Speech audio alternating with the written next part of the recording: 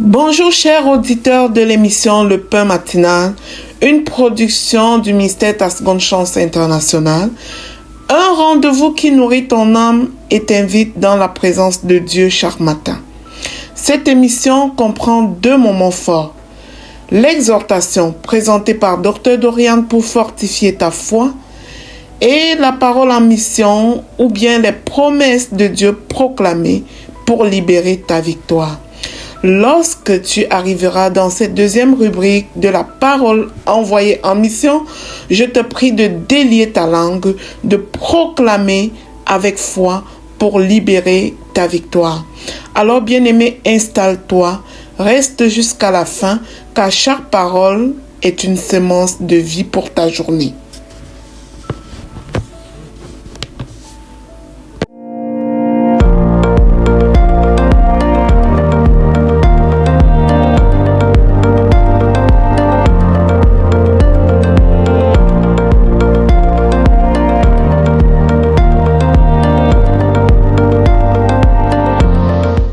Bonjour chers serviteurs audacieux, bienvenue dans la rubrique exhortation de notre émission Le Pain Matinal. Je suis Dr Dorian. Alors aujourd'hui, nous allons parler de l'identité.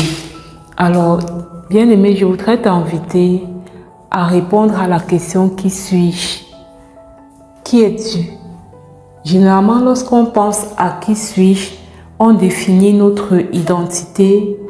On définit notre identité selon notre nom à l'état civil. On définit notre identité par rapport à ce qu'on a toujours entendu dire de nous, à ce que les gens ont toujours dit de nous. Mais parfois, nous ne connaissons pas quelle est notre identité selon Dieu. Alors, nous allons engager une série, peut-être de 2 ou 3 épisodes sur l'identité. Mais le but est que nous puissions vraiment avoir une réponse à qui suis-je?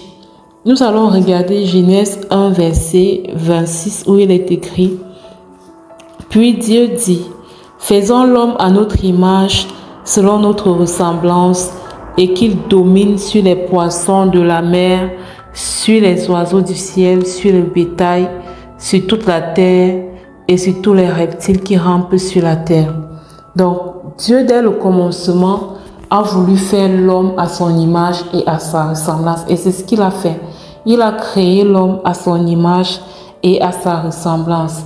Alors, nous pouvons aussi regarder dans Jérémie 1 au verset 5, où il dit « Avant que je t'eusse formé dans le ventre de ta mère, je te connaissais. Avant que tu fusses sorti de son sein, je t'avais consacré, je t'avais établi prophète des nations. » Ce verset nous montre que, avant d'être dans le ventre de notre mère, nous existions déjà, mais même si nous n'étions pas sous la forme physique, mais nous existions déjà en tant qu'esprit. Donc c'est la partie de nous qui est esprit, qui a été créée à l'image et à la ressemblance de Dieu. Et par la suite, cette partie a été consacrée dans le sein de notre mère et Dieu nous a donné un corps, donc la chair, un corps et une âme. C'est ça qu'on appelle la chair. Donc, nous sommes corps, âme et esprit. L'être humain est corps, âme et esprit, créé à l'image et à la ressemblance de Dieu.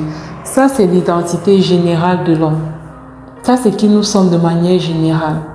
Des êtres spirituels, créés à l'image et à la ressemblance de Dieu. Nous sommes tridimensionnels, corps, âme et esprit. Et quand on dit que nous sommes créés à l'image et à la ressemblance de Dieu, qu'est-ce que ça signifie concrètement? Quand on dit que nous sommes créés à l'image et à la ressemblance de Dieu, ça veut dire que tel Dieu est, tel aussi nous sommes. Qu'est-ce que ça signifie? Et demain, nous allons entrer un peu en profondeur pour comprendre qu'est-ce que ça signifie concrètement que nous avons été créés à l'image et à la ressemblance de Dieu. Je vous souhaite de passer une excellente journée. Soyez abondamment bénis. Shalom, shalom.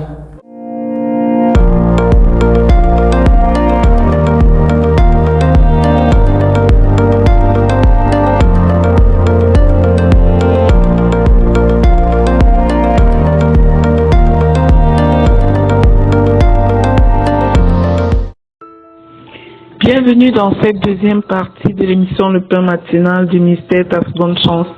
Ici, Lina pour la parole proclamée, déclarée et envoyée en mission. Bien-aimés, nous continuons toujours nos exhortations avec la découverte des promesses de Dieu dans le livre de Genèse. Nous sommes maintenant rendus au niveau de l'histoire d'Abraham, notre père dans la foi. Et nous sommes les descendants d'Abraham. L'alliance de Dieu avec Abraham est valable pour nous, tant que nous sommes dans la foi. Jésus a payé le prix à la croix pour changer notre lignée, afin que nous appartenions à la lignée de notre Père dans la foi qui est Abraham. Cette lignée où on entre par la foi en Jésus. Alors, la parole qui nous est donnée ce matin est la suivante. Je ferai de toi une grande nation. Je te bénirai. Je rendrai ton nom grand et tu seras une source de bénédiction pour les nations. Donc, de la parole, je ferai de toi une grande nation. Lorsque Dieu appelle Abraham, celui-ci ne possède ni terre, ni descendance, ni garanties humaines. Il ne possède rien. Pourtant, Dieu lui parle déjà de grandeur. Dieu lui donne cette prophétie qui s'accomplira certainement pour lui. Il lui donne déjà une parole de bénédiction et d'influence.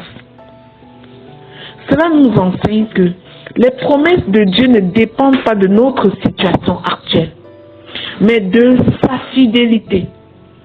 Dieu voit en nous ce que nous ne voyons pas encore. Là où nous voyons des limites, il voit une destinée. Parce que c'est lui qui a tracé notre destinée et il en connaît chaque étape. Là où nous voyons un commencement fragile, il voit une génération transformée. Mais cette promesse est aussi un appel. Il demande à Abraham de quitter la maison de son père, de quitter son pays, sa patrie, pour aller dans le pays qu'il va lui montrer. Et la bonne chose à retenir, c'est qu'Abraham a obéi, il a cru en son Dieu et il a quitté son confort. Il a fait confiance en Dieu, il a marché par la foi vers l'inconnu. La bénédiction est attachée à l'obéissance et à la foi.